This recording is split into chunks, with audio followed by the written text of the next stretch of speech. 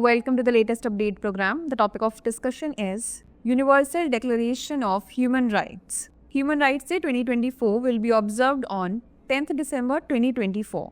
The day marks the adoption of the Universal Declaration of Human Rights by the United Nations General Assembly in 1948. Human Rights Day commemorates the adoption of the Universal Declaration of Human Rights on 10th December 1948. Now, before moving to the next slide, we have an announcement for you. Drishti IAS in Noida presents the IAS Foundation Prelims plus Mains course. The first offline batch is now open in English medium.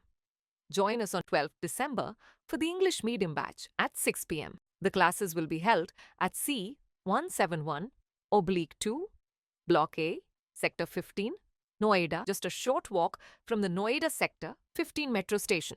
For more details, call us at 9311406440. Don't miss this opportunity to take the first step toward your IAS journey with Drishti IAS. Now let's discuss about the theme for 2024.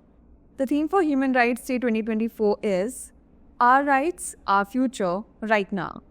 The theme emphasizes the urgent need for action to safeguard and promote human rights for all, especially in the face of global challenges like climate change, inequality, and political unrest.